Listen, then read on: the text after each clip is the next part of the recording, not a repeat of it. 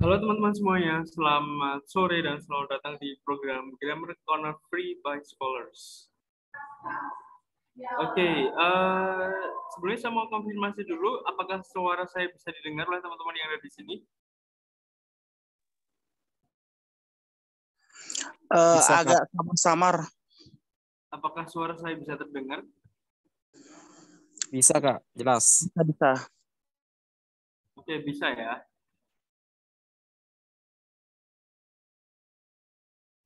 Iya, Kak.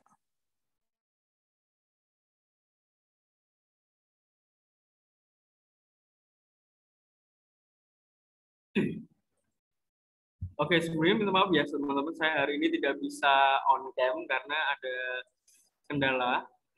Ya, jadi nanti teman-teman langsung bisa menyimak PPT-nya saja ya. Oke, melanjutkan hari ini ya, melanjutkan pertemuan kemarin ya. Minggu kemarin kita sudah membahas salah satu dari parts of speech yaitu noun. Nah, untuk hari nanti kita akan bahas parts of speech yang kedua dan ketiga ya, berarti ya. Ini nanti kita akan bahas pronoun and preposition ya, kata ganti dan juga kata depan. Oke. Jadi setelah kemarin kita sudah membahas noun, macam-macam noun, kemudian juga contoh-contohnya dan juga penulisannya dalam sebuah kalimat atau penggunaan kata-kata dalam sebuah kalimat. Nah, nanti kita akan masuk ke pronoun and preposition. Pronoun dan preposisi, yaitu kata ganti dan juga kata depan. Oke, yang pertama adalah pronoun ya. Mungkin kita sering sekali mendengar atau menjumpai istilah pronoun ya, atau kata ganti. Jadi yang dimaksud pronoun itu adalah pronoun is a word that refers to or take the place of a noun. The noun being referred to is called the antecedent. The identifier of the pronoun is made clear by the antecedent. Jadi pronoun atau kata ganti kata benda, yaitu kata ganti kata benda ya kalau kita mau terjemahkan, itu merupakan kata ganti yang merujuk atau menggantikan posisi kata benda yang sudah disebutkan di kalimat sebelumnya. Jadi ini untuk merujuk suatu kata benda yang dimaksud oleh kata ganti tersebut ya. Apakah itu yang digantikan kata benda singular atau plural seperti itu. The noun being referred is called the antecedent. Jadi yang kata benda yang dimaksud itu adalah disebut dengan antecedent atau rujukannya ya. Rujukan kata ganti itu adalah antecedent. The identifier of the pronoun is made clear by antecedent. Jadi pronoun itu sebenarnya merujuk pada siapa itu ditujukan atau dijelaskan oleh si antecedent ini ya. Kita lihat contohnya ya. Di situ ada satu kalimat berbunyi the boy said that he was tired. Nah, di situ ada kata the boy dan juga he. He di situ sebagai pronoun, kata ganti orang ketiga ya, orang ketiga tunggal laki-laki. Ya, kemudian the boy itu merujuk atau kata he itu merujuk pada the boy atau kata frasa the boy itu menggantikan atau menjelaskan kata ganti he. Sementara he itu menggantikan kata benda atau frasa kata benda yaitu the boy. Jadi seperti itu ya hubungan antara kata benda dan kata ganti. Jadi sudah paham ya. Kemudian kita masuk ke kinds of pronoun ya, jenis-jenis kata ganti. Oke, ada beberapa di sini, ada 8 ya. Nanti kita akan pelajari satu-satu. Ada personal pronoun, possessive pronoun, reflective pronoun, reciprocal pronoun, demonstrative pronoun, interrogative pronoun, and relative pronoun. Dan yang terakhir, indefinite pronoun. Jadi kata ganti itu bisa kita kategorikan menjadi beberapa kelompok ya, 8 di sini. Mulai dari personal sampai dengan indefinite. Oke, mungkin ini teman-teman sudah ada yang familiar dengan beberapa, namun juga mungkin ada juga yang istilah-istilah atau jenis-jenis yang belum pernah mendengar sebelumnya. Ya. Oke, kita nanti akan bahas satu-satu beserta contohnya dan juga bagaimana penggunaannya dalam sebuah kalimat. Oke, yang pertama adalah personal pronoun. Ya, personal pronoun. Seperti namanya, personal pronoun itu merujuk pada personal atau orang ya, person. Personal pronouns are pronouns that refer to a specific person or thing in a sentence and can be divided into two groups, nominative and objective. Jadi personal pronoun ini dibagi menjadi dua, atau kita bisa bedakan menjadi dua, yaitu nominative and objective. Oke, ada nominatif dan objektif. Yang pertama adalah nominative personal pronoun. Ya. Nominative personal pronouns can act as the subject of a sentence. For example, I, you, he, she, it, we, they. Jadi yang pertama adalah nominatif, ya, kata ganti orang nominatif. Dia berperan sebagai subjek dalam sebuah kalimat. Ya, ada I, you, they, we, he, she, it. Ya. For example, I went to the store after work. You should not go to class if you are sick. Jadi ada di situ kalau kita perhatikan kata ganti yang digunakan itu ada kata I dan you. Dan keduanya atau menduduki posisi sebagai subjek. Nah, itulah yang kita sebut dengan nominative personal pronoun. Ya. Kemudian yang kedua adalah objective personal pronouns. Ya. On the other hand, act as object of the sentence. Me, you, him, her, it, us, them. Jadi sama sebenarnya itu merujuk kepada orang kata ganti orang, tetapi dia posisinya sebagai objek ya. Nah, makanya kita sebut dengan objective personal pronoun. Di dalam bahasa Inggris untuk kata ganti orang sebagai subjek dan objek itu mengalami perbedaan ya atau berbeda ya. Kalau yang subjek tadi kita gunakan I, you, they, we, she, it, kalau yang di sini kita nanti menggunakannya yang me, you, him, her, it, us, dan them. For example, Alex went to the store with Joe and me. Then Melissa really likes him. Nah, kita perhatikan kata me dan him. Itu dia mereka ya kedua kata ganti tersebut diletakkan sebagai objek ya. Kemudian bentuknya itu berbeda juga. Misalnya itu seharusnya kata ganti orang pertama yaitu I, tetapi untuk posisi sebagai objek dia pronounnya adalah me, ya objektif personal pronounnya adalah me. Begitu juga dengan kata he. Ya, untuk objektif personal pronounnya dia menggunakan him. Ya, jadi hati-hati. Kita harus perhatikan untuk penggunaannya apakah kita menggunakan kata ganti sebagai objek atau subjek.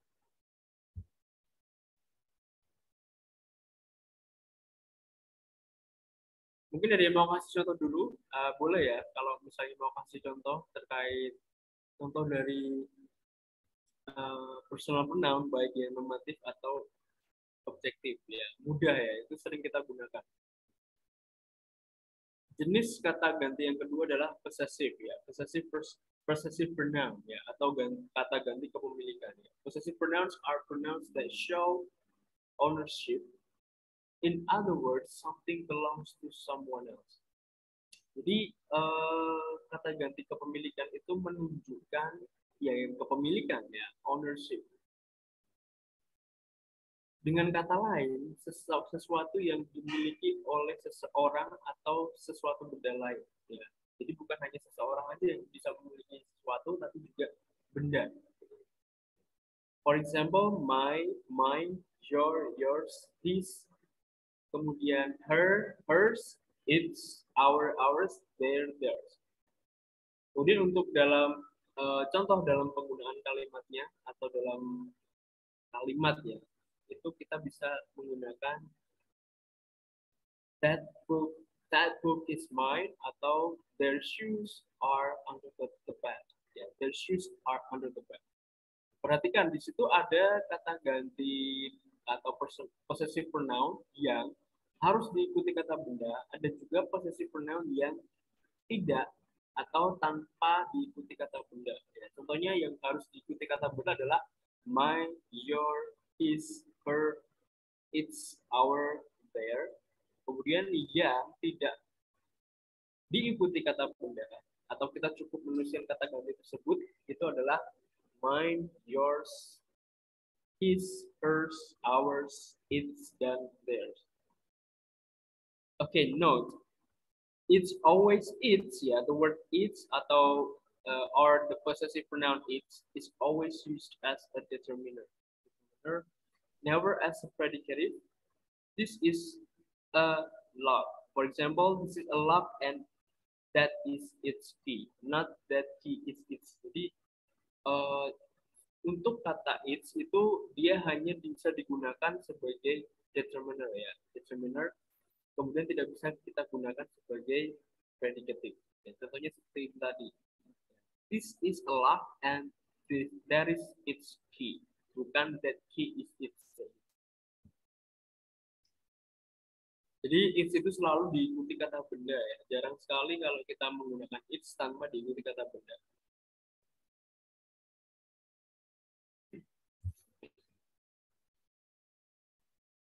Kemudian yang kata ganti yang ketiga atau kategori yang ketiga adalah reflexive pronouns. Okay? Reflexive pronouns are pronouns that are used to show that the subject of the sentence receiving the action of the verb. For example, myself, yourself, himself, herself, itself, ourself, themselves. Jadi refleksif ya, seperti namanya yaitu refleks, ya, merefleksikan atau memantulkan. Jadi reflexive pronoun itu adalah kata ganti yang digunakan untuk menunjukkan bahwa subjek atau pelaku dalam kalimat tersebut itu menerima action atau menerima apa ya, tindakan atau mendapatkan tindakan dari kata kerja di kalimat tersebut. Ya, jadi dia menerima atau mungkin apa ya, mendapatkan action dari subjek itu sendiri. Ya, makanya kita sebut dengan reflexive. Myself, yourself, himself, herself, itself, ourself, and themselves. For example, she can handle the situation for herself. We can write the paper ourselves. Jadi itu kata ganti atau reflexive pronoun ini digunakan kita sesuaikan dengan subjeknya siapa di situ. Karena yang kalimat pertama di sini yang digunakan adalah she, maka kita pakainya adalah herself ya.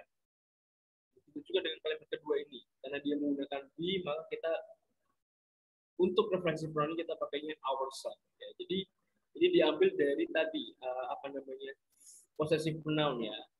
She menjadi her, kemudian we menjadi our. Kemudian mendapatkan tambahan ini, kata self. Herself, ourself. A reflexive pronoun is also used as a substitute for a noun in the adjective case. In the objective case ya. For example, di sini ada contoh ya, dua kalimat ya, maknanya sama, tetapi menggunakan yang satu mengulangi subjek atau menggunakan subjek yang sama. Yang kedua, dia menggantikan subjek itu dengan kata ganti refleksif ini ya, atau refleksif pronoun. The first sentence is Govin saw Govin in the mirror.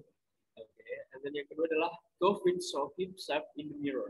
Nah, di situ kita lihat bahwa kata ganti himself itu sudah mewakili atau menunjukkan bahwa himself itu adalah Govin, berarti melihat atau mendapatkan action itu adalah Govinnya itu sendiri, melihat dirinya di kaca atau pada cermin atau di cermin seperti itu.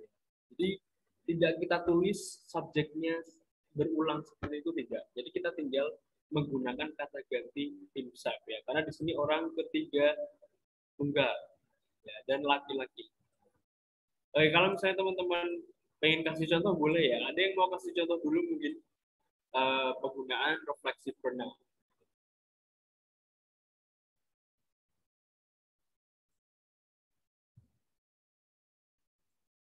Oke, ada yang mungkin kasih contoh sebelum kita lanjut ke jenis pronoun selanjutnya ya.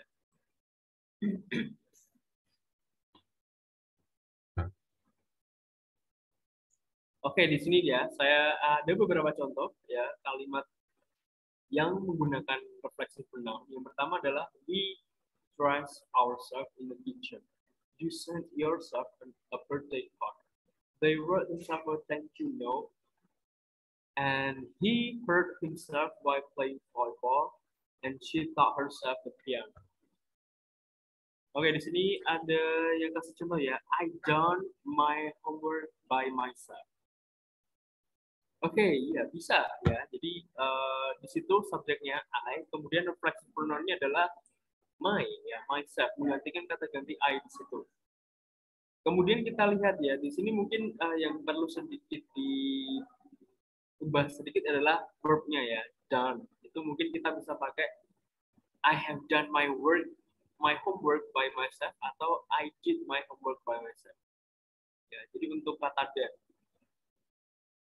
Oke, thank you Kak Izati ya. Jadi sudah benar penggunaan kata reflexive pronoun-nya.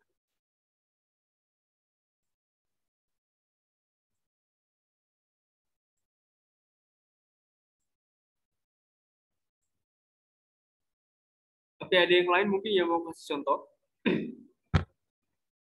Nah, ini ada beberapa ya. Jadi selalu reflexive pronoun itu menyesuaikan dengan subjeknya di situ. Ya.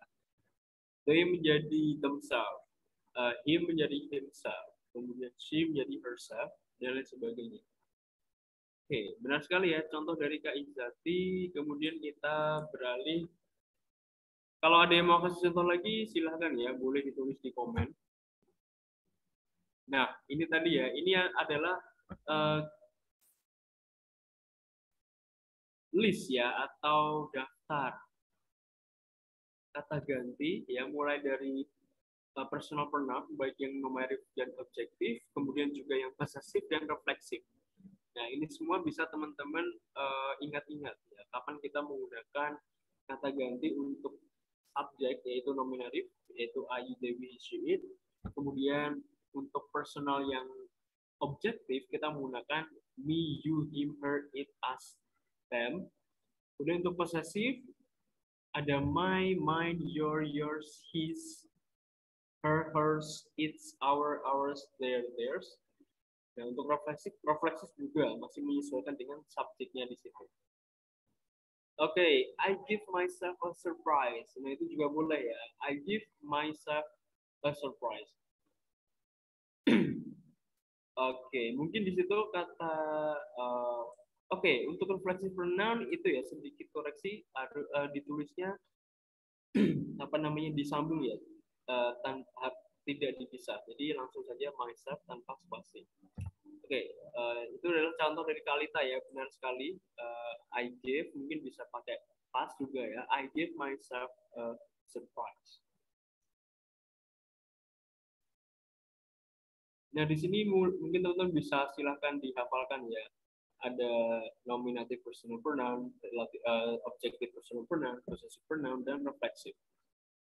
Ini semuanya berkaitan dengan person, ya, kepemilikan ya yang dimiliki oleh seseorang. Atau kalau it's ya benda. Kalau benda singular itu kita pakainya it ya. Kalau benda tapi dia jamak, kita bisa pakai they atau them. Ya, jadi untuk kata they itu bukan hanya untuk menggantikan kata orang atau menggantikan orang saja, kata ganti orang, tapi juga benda.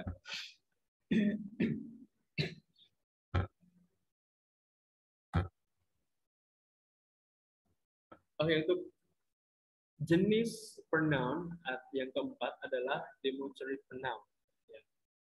Mungkin dari namanya sudah bisa menebak ya, ada kata demonstrative di situ ya, demonstrative. Demonstrative pronouns are pronouns that are used to identify nouns and answer the questions which one, this, that, these, or those. Ya, this, that, these, or those. Jadi ini berkaitan dengan apa namanya? Berkaitan dengan jarak, ya, jangkauan, benda. Berkaitan dengan untuk PPT di situ kita sudah punya itu ya Kak ya.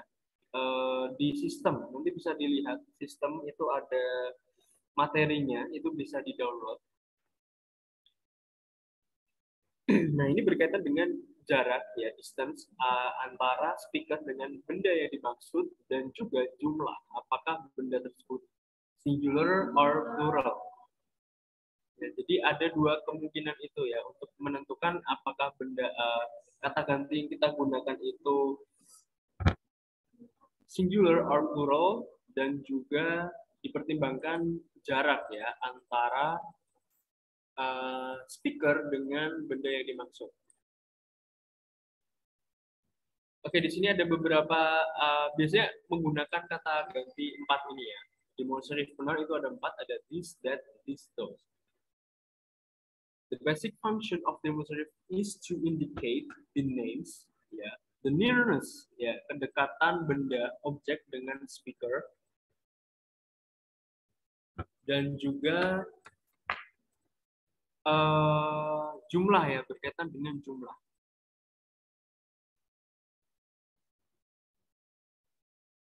Okay, the basic function of the demonstrative pronouns is to indicate the nearness or distance of the person or object referred to from the speaker. Some of the use of the demonstrative pronouns are shown below. When pointing, jadi untuk menunjuk ya, untuk menunjuk benda atau orang kita bisa pakai ini. This is my brother Ravi. This is his, that is his new car. Nah, di sini menggunakan kata this dan di sini menggunakan kata that. Ada yang tahu bedanya di mana? Kalau kita lihat dari definisinya tadi.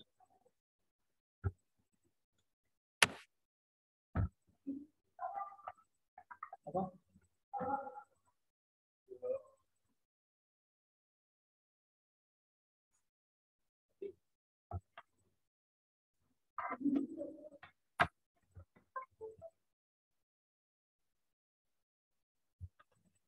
Kalian nggak pakai?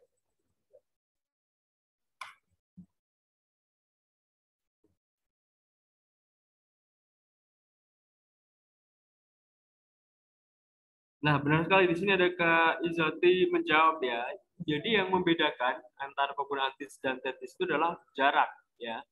Jarak antara speaker dengan benda yang dimaksud. Di situ menggunakan kata this, mungkin karena kata my brother atau yang dimaksud yaitu benda yang dimaksud itu dekat dengan jangkauan. Kemudian kata new car ya, his new car, the frasa his new car itu mungkin jaraknya di luar atau jauh dari jangkauan speaker, makanya dia menggunakan kata ganti that.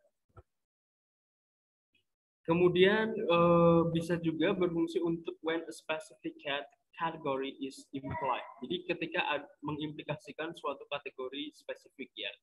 Those who apply will not be considered. Nah, itu kata those itu merujuk pada kelompok tertentu ya. Those who apply late ya. Siapa saja yang mendaftar terlambat.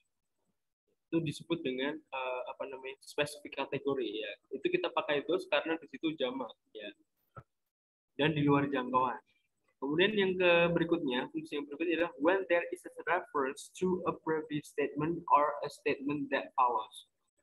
Jadi ketika ada statement yang sudah kita sebutkan di kalimat sebelumnya, kemudian ingin kita rujuk di kalimat yang kita ucapkan saat itu, kita bisa pakai this atau those atau this atau that atau these or those. Jadi tergantung kata yang kita maksud itu atau statement yang kita maksud itu singular atau plural.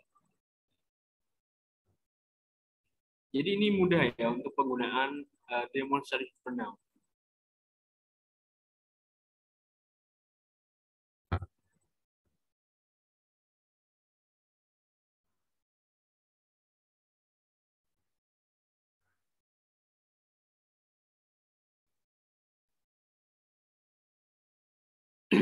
Oke, untuk berikutnya kata ganti yang berikutnya adalah interrogative pronouns ya.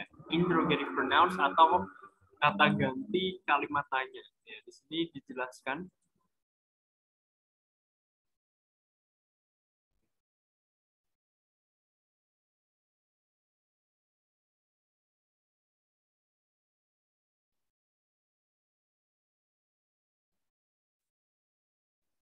Oke, sesuai dengan namanya ya, yaitu interrogative personal pronoun. Bisa kita lihat di sini bahwa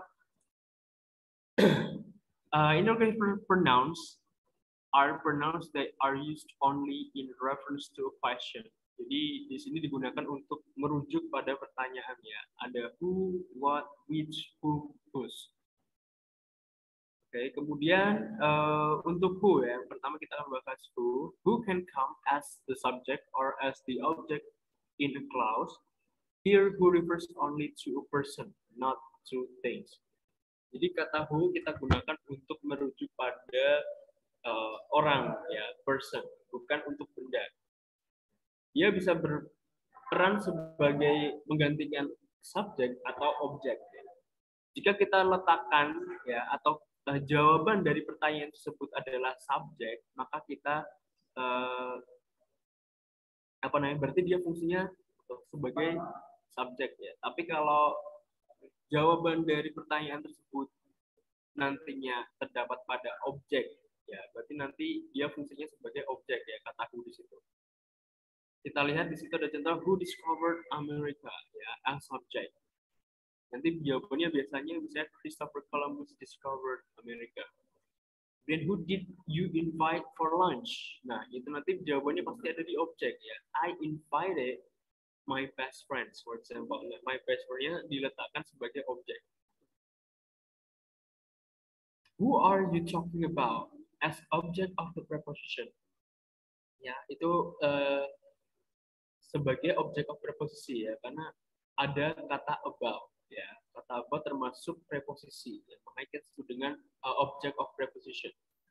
In current English, whom is rarely used as the object, who is the preferred form. Jadi sebenarnya untuk who itu bisa pakai kata ganti who.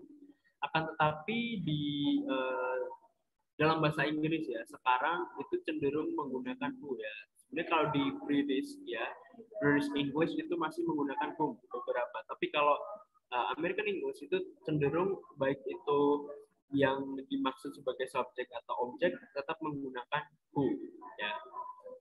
Kemudian yang selanjutnya adalah whose ya. Whose is the possessive form of who. Jadi kepemilikan ya. Untuk kepemilikan dari kata ganti who. Okay. It can stand for both animate and inanimate nouns in interrogative expressions. Do you know whose book won the award this year? Refers to the author. Ya, itu merujuk pada penulis. Ya. Do you know whose book won the award this year? Refers to author.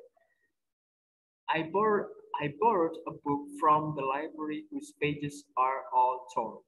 Refers to book. Ya, di situ bisa merujuk pada person ya atau pada benda. Jadi bisa benda, bisa orang, bisa juga benda ya. Jadi whose itu tidak harus kepemilikan oleh manusia atau person, tapi juga bisa benda.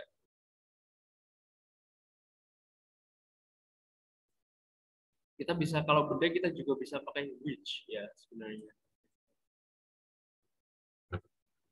Oke, kemudian which, which is used for both people and things when there is an implied choice or selection. Jadi untuk which ini biasanya untuk menunjukkan atau menanyakan, menawarkan pilihan atau option ya. Which card game do you like to play? Which card game yang mana? And then which teacher do you like best? Itu juga which bisa untuk option ya. Kalau dia baik untuk orang ataupun benda, kita bisa pakai which. Kalau itu menerangkan atau menawarkan pilihan atau option. Kemudian yang keempat adalah what. Ya, what as a subject or object is used to refer to things only. Jadi kalau what itu untuk merujuk pada benda. Tapi kalau who tadi hanya untuk manusia. Ya, kalau what itu hanya untuk benda saja. Contohnya what is in your pocket? What is in your pocket? And then what's wrong with you? Jadi keduanya menanyakan benda atau keadaan. Makanya dia pakainya what, ya, bukan who.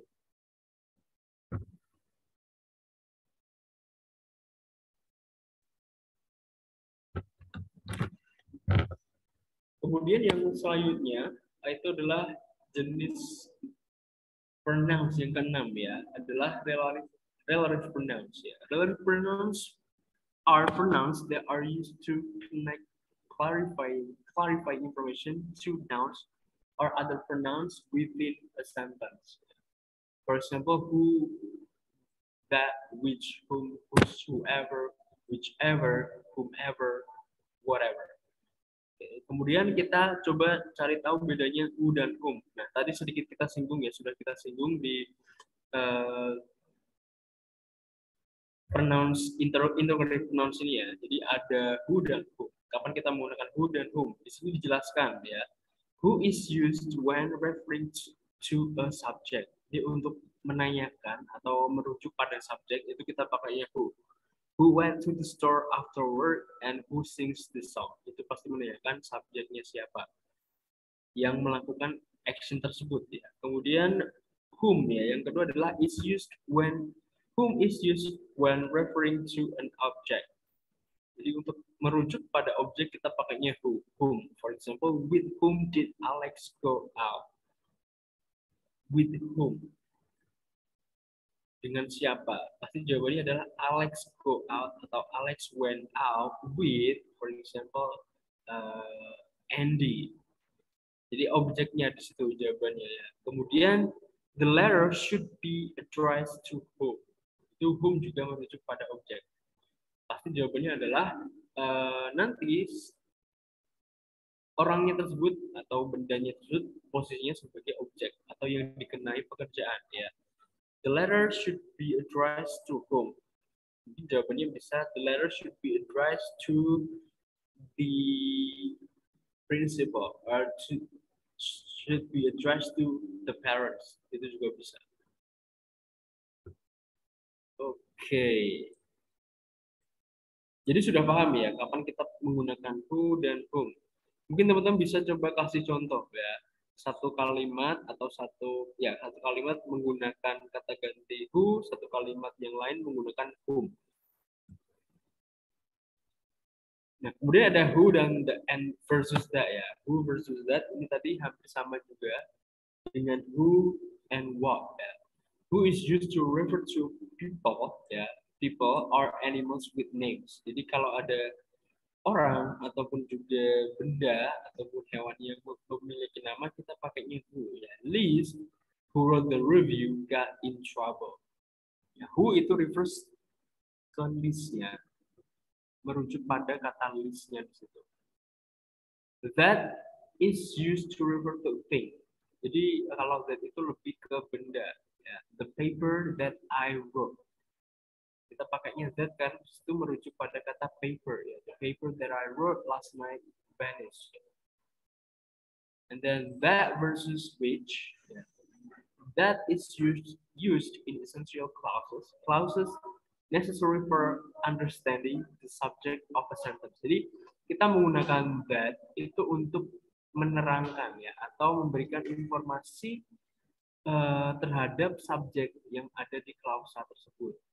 For example, the pizza parlor that is down the street from the college is great. Jadi itu that is down the street itu merujuk pada kata the pizza. Okay. The subject is unclear without the additional information which pizza parlor. Jadi subjeknya itu tidak akan jelas tanpa adanya klausa ini ya, that is down the street. Okay. Kemudian which ya, kata yang kedua adalah atau yang selanjutnya adalah which. Which is used in non-essential clauses unnecessary for understanding the subject of the sentence. Jadi ini digunakan untuk klausa yang tidak berpengaruh terhadap subjek di situ atau tidak memberikan keterangan terhadap subjek yang ada di kalimat tersebut. For example, my mom's jewelry was stolen, which upsets her very much. Di situ kata which upset her very much itu tidak membuat subjek di sini subjeknya kan adalah my mom's jewelry ya, perhiasan ibu saya, perhiasan mama saya. Seperti itu. Jadi tanpa ada keterangan which upset her very much, kata jewelry itu sudah jelas, my mom's jewelry ya sudah jelas, bendanya sudah spesifik. The subject is clear without the additional information. Ya, beda dengan tadi kata disappear ya. Disappear yang mana? Which one?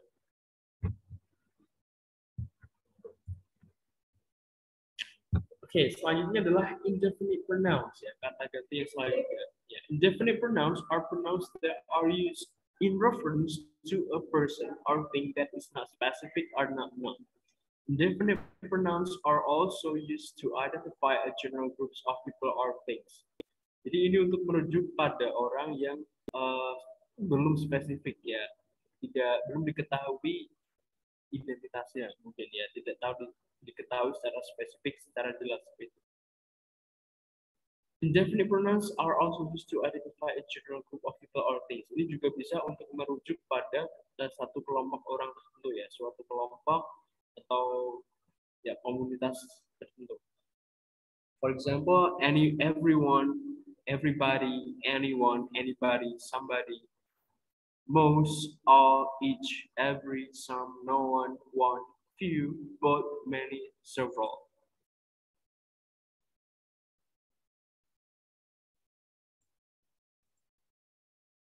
Okay, for example, everybody has to take the writing proficiency examination in order to graduate.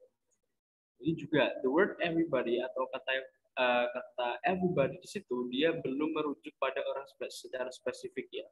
Jadi dia masih secara umum. Everybody, semuanya has to take. Kemudian all of the seniors were excited for graduation. Itu juga kata all, ya, all of. Semua senior. Semuanya. Jadi dia tidak merujuk pada satu orang spesifik. Semuanya. Oke, di sini mudah ya. Ada yang mau kasih contoh? Ini tadi ada Kak Izati ya memberikan contoh terkait kata ganti. Oke. Ada by whom is the cake was made. Oke, itu nanti berarti jawabannya kalimat pasif ya. The cake is made atau the cake was made by bla bla bla. My mom, for example. Oke, no, itu di situ harusnya by whom was this cake made ya. Kita tidak perlu karena di situ sudah ada was, maka kita tidak perlu menuliskan kata is ya. Karena nanti itu ada dua auxiliary verb berarti ya. By whom was this cake made? Ya, mungkin seperti itu yang lebih tepatnya. Oke, mungkin ada yang mau kasih contoh terkait ini indefinite pronouns, ya, menggunakan kata everybody, anybody, most, all, several, everyone.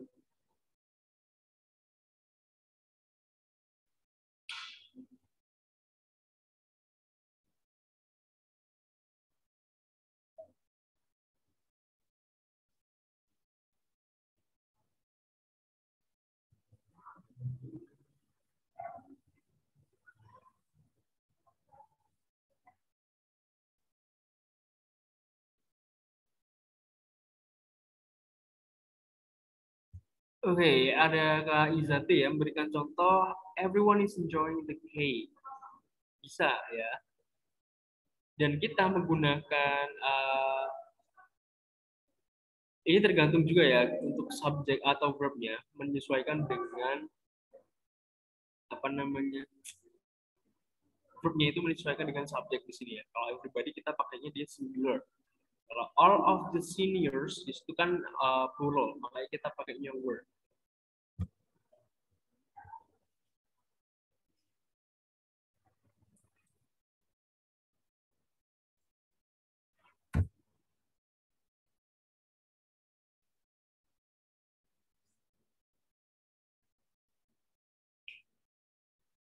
Oke, ada Kak Muizul Fikri ya. Everyone who is playing football is my friend. Nah, itu berarti menggunakan dua jenis kata ganti ya. Ada reciprocal pronouns ya, indefinite pronoun ya, indefinite pronoun dan juga relative pronouns ya. Jadi menerangkan kata ganti yang pertama itu sebagai kata keterangan terhadap kata everyone yang ada di situ. Sementara everyone itu termasuk yang indefinite pronoun. Okay. Benar sekali ya. Everyone who is playing football is my friend. Di situ menggunakan dua is ya, karena is yang pertama itu sebagai klausa dependent. Jadi boleh. Tapi tetap sebagai verb utamanya adalah kata is yang ada di sini. Is my friend. Itu dia sebagai linking verb.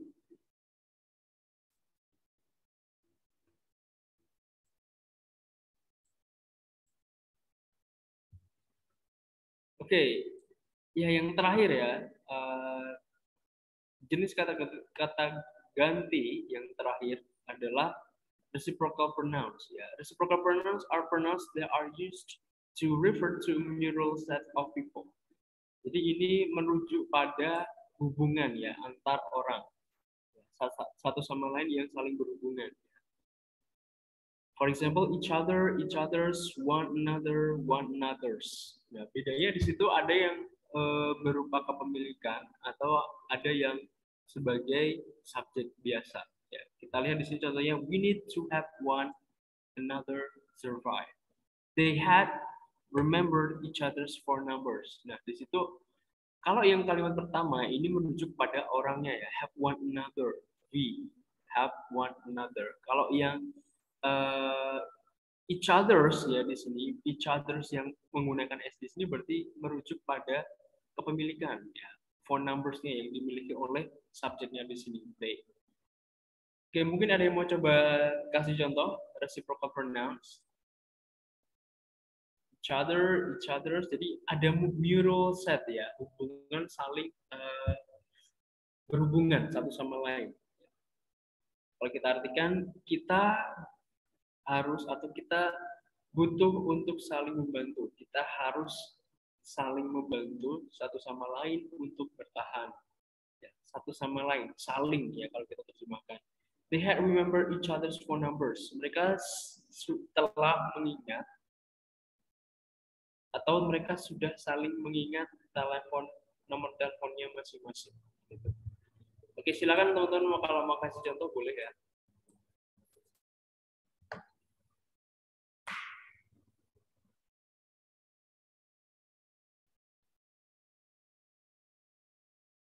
Okay, we buy each other a present. Boleh ya. We buy each other's a present.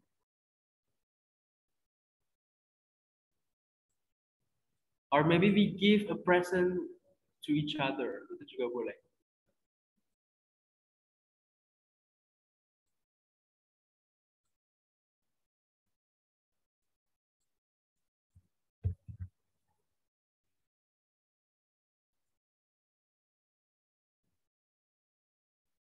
Oke, jadi begitu ya, mudah ya penggunaannya. Jadi ingat-ingat kalau ada penggunaan S, berarti nanti kita perlu yang kita maksud adalah kepemilikan. Oke, ada Kak Muizul Fikri ya, Kak Fikri, my family loves one another. Nah, itu juga boleh. My family loves one another.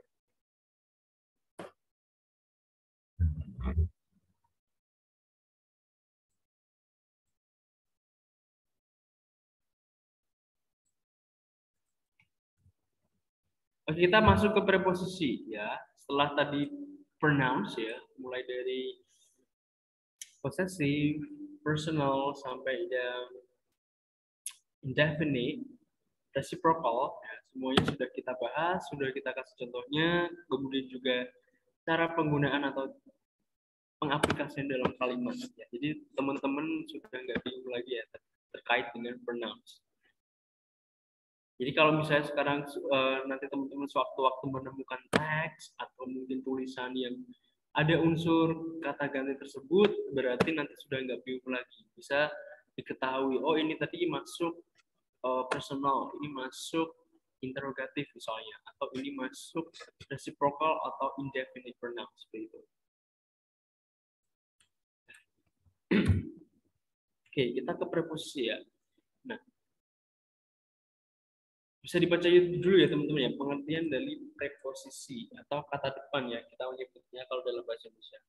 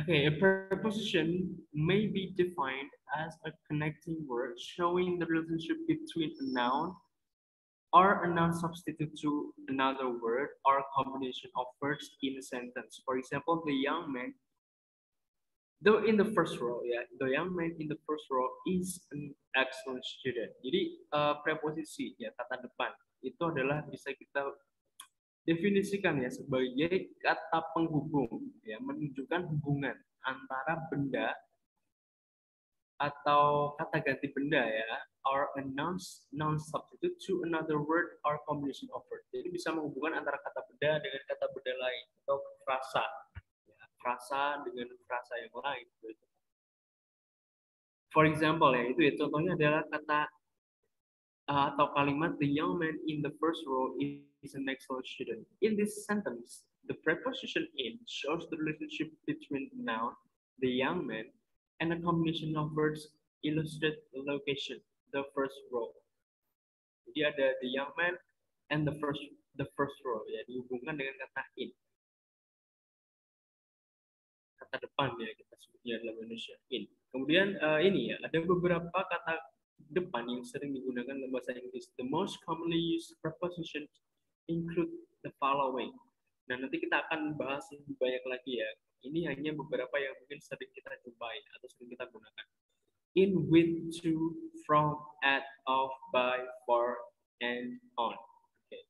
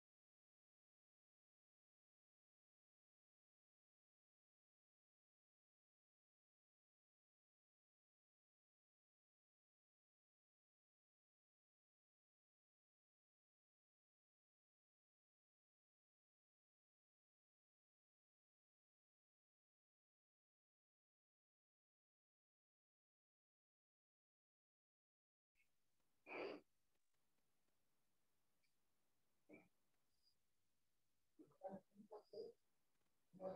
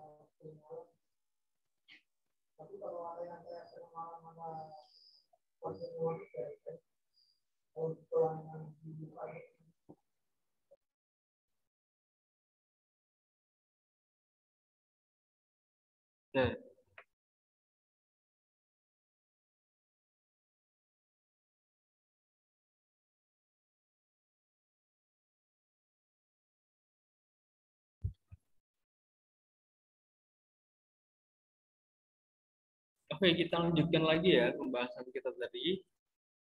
Tadi kita sudah membahas definisi dari preposisi atau preposition ya, the definition of preposition. Now we are going to talk about the use of preposition. Yeah, prepositions are used to express a number of relationships, including time, location, place or direction, means or agent, manner, state or condition, quantity or measure, and purpose or reason. Jadi banyak sekali fungsi ya atau penggunaan ya atau hubungan yang dijelaskan oleh kata depan ini. Bisa menjelaskan atau menerangkan waktu, tempat, kemudian juga manner ya atau perilaku seperti itu, kemudian kondisi, keadaan, jumlah, ukuran dan sebagainya. Kita nanti akan coba lihat satu-satu ya contohnya.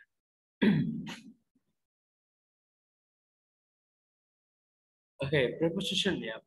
Yang pertama adalah keterangan waktu ya atau preposition kata preposition of time ya, kata depan yang berkaitan dengan waktu ya. Preposition of time kita bisa pakai about, after, at, by, for, in, kemudian juga on, past, or to. About itu kita menggunakan untuk perkiraan ya, approximately. Dan the word after we can use it followed by noun or noun phrase after the game, after lunch, or after 3. At, we can use at to shows the exact time, like 5 o'clock, 6 o'clock, 3 o'clock. And then we can use also at last, yeah, to say or to express, yeah, the word finally.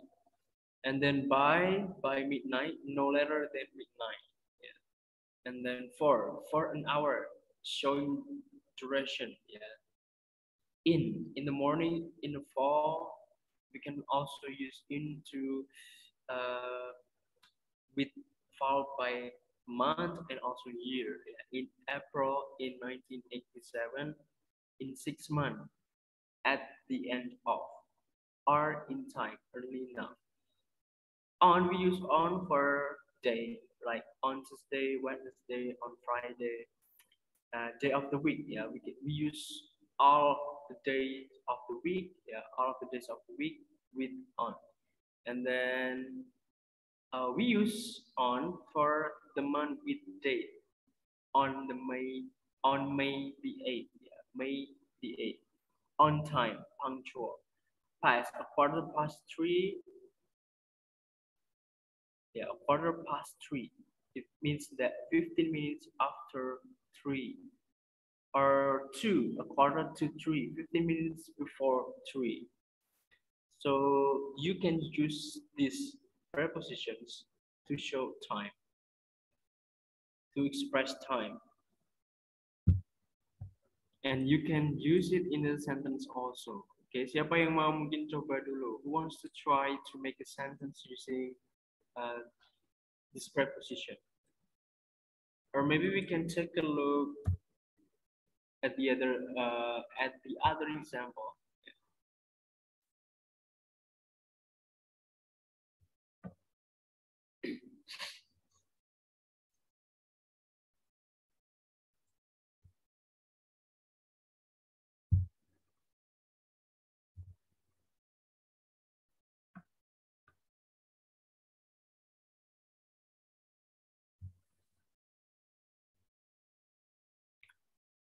We build it from scratch. Okay, itu from scratch. I don't know. Untuk scratch mungkin bukan time ya, mungkin lain lebih tepatnya untuk keterangan. Tapi yang jelas dia bukan waktu ya atau tempat. Di sini kita lihat dulu beberapa ya, manner ya, we can show atau preposition of manner ya. By, we can use by, in, like, on, with. By doing it yourself, you save time. He left in confusion. The room was in turmoil. You can do it in a day. Ini untuk menunjukkan cara ya, bisa cara ya, atau mungkin juga berkaitan dengan kondisi. He looks like a hero. I swear it on my word of honor. He ate it with a fork.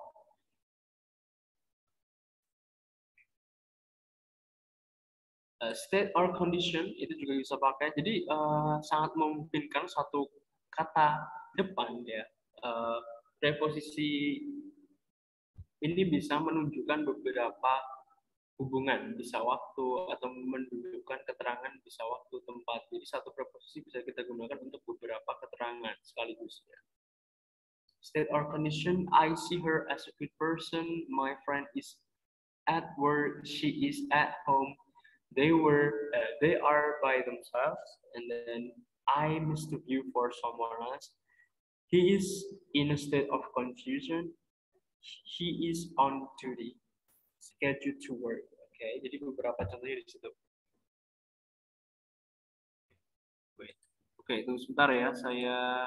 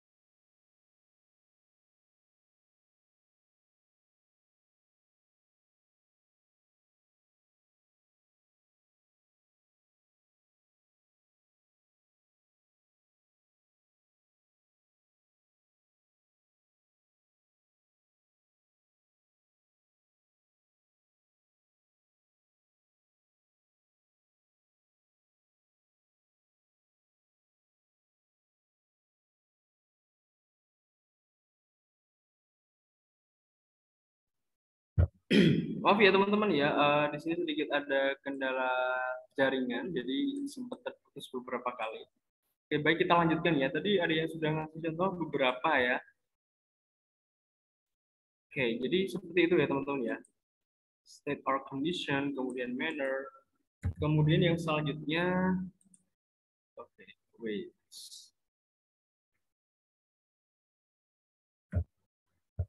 Nah, di sini ada yang preposisi ya, yang ya preposisi selanjutnya adalah menunjukkan place or direction ya, menunjukkan tempat dan arah.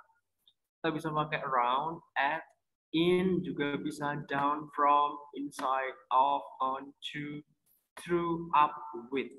Nah, jadi kita bisa ketahui bahwa satu kata depan ya, satu kata depan atau preposisi itu bisa kita gunakan di beberapa untuk menunjukkan beberapa keterangan ya, atau menunjukkan beberapa hubungan ya antara satu benda dengan benda yang lain seperti itu.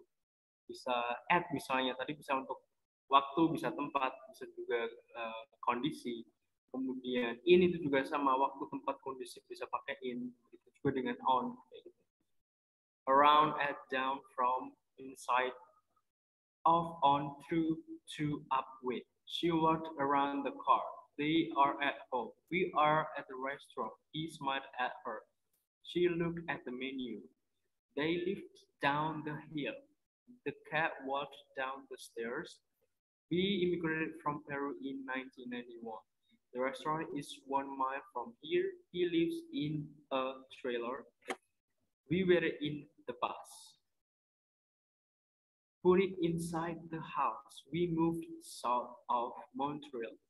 We sat on the ocean pier. She left on the train. They drove through the tunnel. Nah, di sini banyak ya yang bisa teman-teman gunakan untuk menunjukkan tempat atau arah. Ya. Means or agent ya. Bisa juga di sini digunakan pakai by ya. Beberapa kali juga bisa, on juga bisa kita gunakan, with ya. Berkali-kali kita bisa gunakan with juga, from.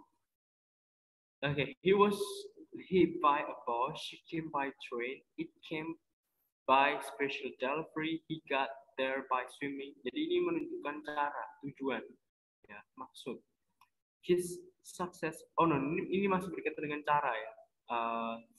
Bagaimana seseorang melakukan sesuatu. His success results from careful planning. They live on bread and water. He chased the mongoose with the stick, yeah, with. Jadi teman-teman coba untuk hafalkan ya, atau mungkin gunakan atau mungkin cari tahu penggunaan sebanyak mungkin ya, preposisi seperti apa dalam kalimat. Misalnya teman-teman di sini mau membaca teks, suatu teks, kemudian coba cari preposisi sebanyak-banyaknya, kemudian tentukan itu preposisi yang menunjukkan apa, apakah time, place or direction, or means, or agent, or condition, gitu.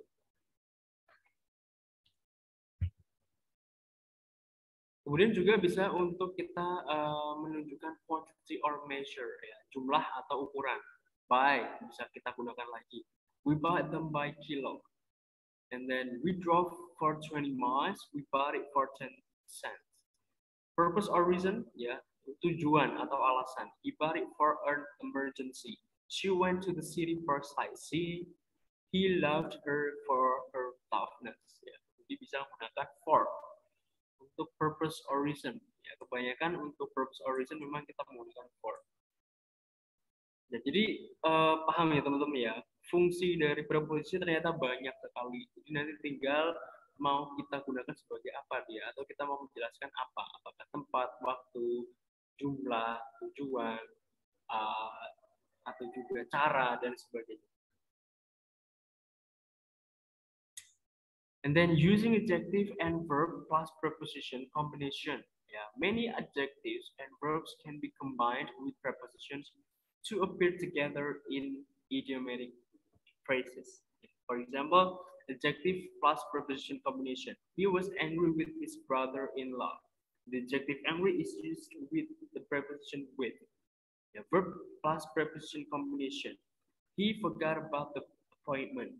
The verb forgot is used with the preposition the word forgot ya, the word forgot is used with the preposition about.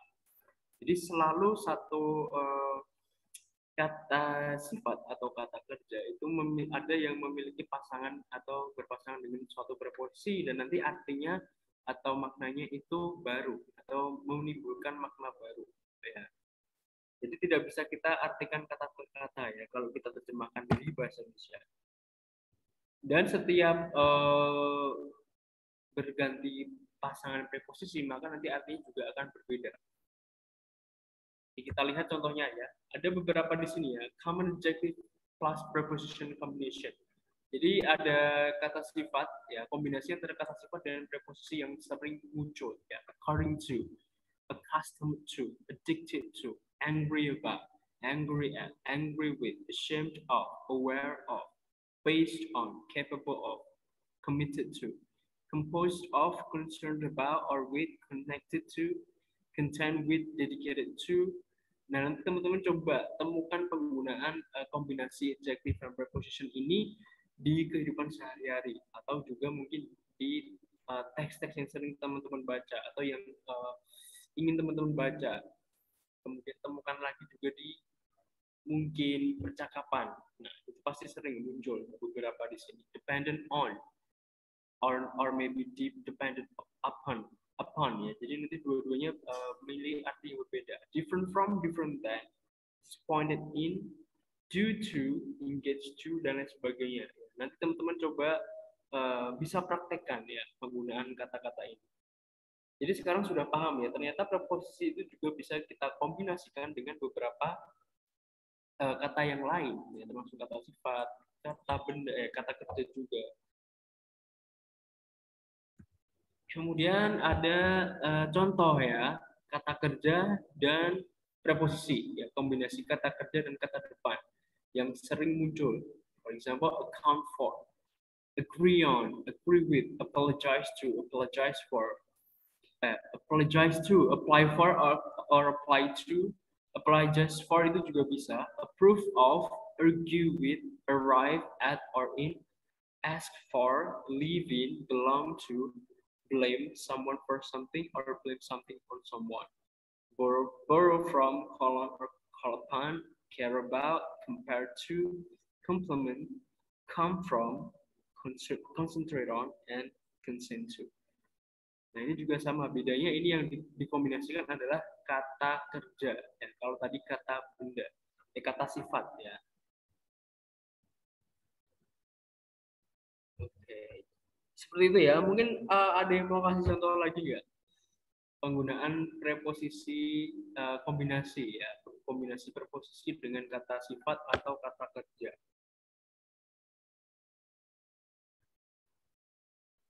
Jadi hari ini tadi kita sudah belajar dua ya, bagian dari parts of speech yaitu pronoun and preposition. Ya, jadi kita kemarin sudah bahas noun, pronoun, and preposition. Dan nanti mulai dari sekarang teman-teman kalau melihat sentence atau mau membuat sebuah kalimat itu harus diperhatikan ya elemen-elemennya apakah sudah benar atau peletakannya juga sudah tepat kayak gitu.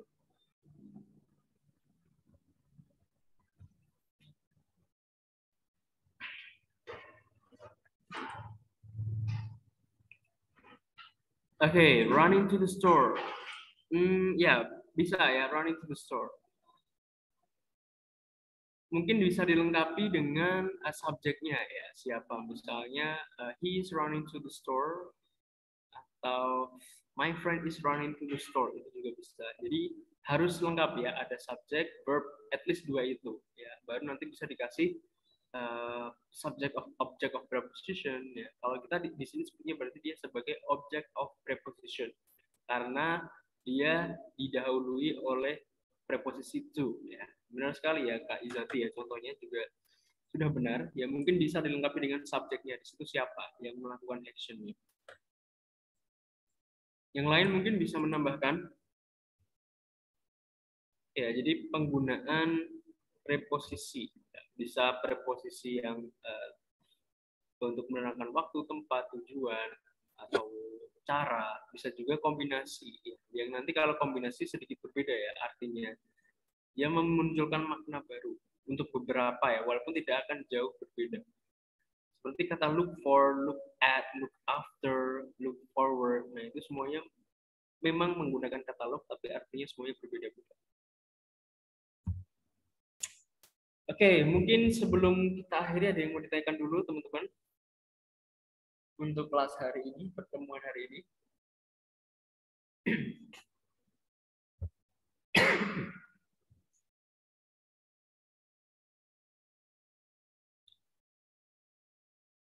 Hari ini kita sudah belajar pronoun and preposition. Besok berarti kita masuk ke materi verb ya. Besok kita masuk ke materi verb.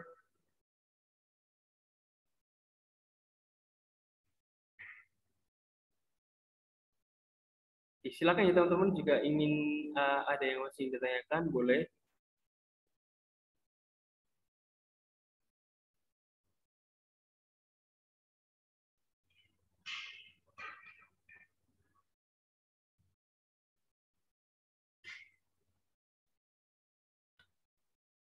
Oke, whose ya. Whose itu kita gunakan. Sebenarnya dia sama seperti who. Akan tetapi whose itu lebih digunakan untuk kepemilikan. Jadi tidak bisa. Misalnya saya bilang seperti ini. The boy who is the leader is very smart. Nah, itu kan dia kata who itu merujuk pada the boy-nya. Tapi kalau kita pakai whose, the boy whose mother, nah whose itu merujuk ke boy tapi menunjukkan kepemilikan. Ya, misalnya the boy whose house is big. Ya, jadi anak atau laki-laki yang rumahnya besar. Jadi itu bukan merujuk ke anaknya itu langsung, tetapi ke benda yang dimiliki. Jadi bedanya seperti itu. Kalau whose itu pasti ada kepemilikan ya kaitannya. Kalau who itu berarti merujuk ke personnya langsung. Ya. Jadi kalau ada whose itu benda yang dimiliki orang tersebut. Tapi kalau who itu merujuk ke orang tersebut, ya memberikan keterangan.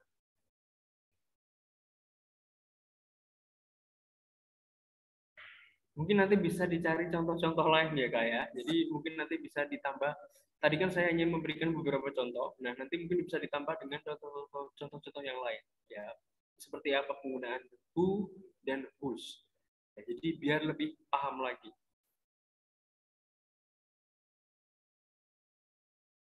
Ya benar. Whose house is this? Ya whose house is it?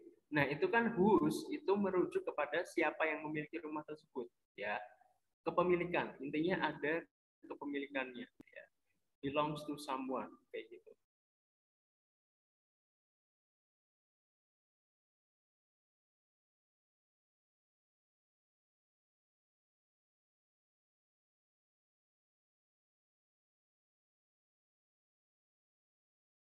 Kemudian ada yang lain mungkin ada yang mau ditanyakan teman-teman lainnya. Kalau tidak nanti kita lanjut di pertemuan berikutnya ya. Besok kita akan bahas tentang verb nanti di jam yang sama ya, di jam yang sama pukul 15.30 ya teman-teman ya.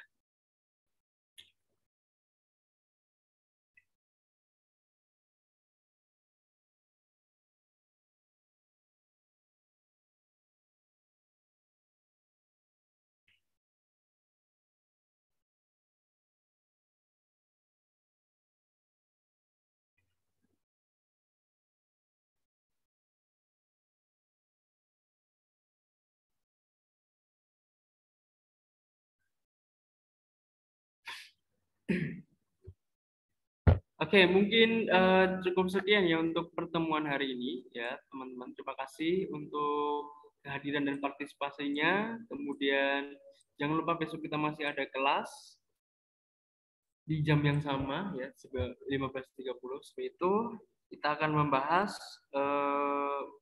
parts of speech yang berikutnya yaitu verb.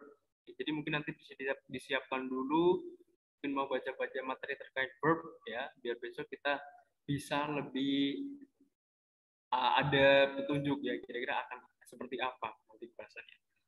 Oke, begitu ya teman-teman. Saya mewakili segenap ya tim yang bertugas melakukan terima kasih dan sampai jumpa. Terima kasih semuanya.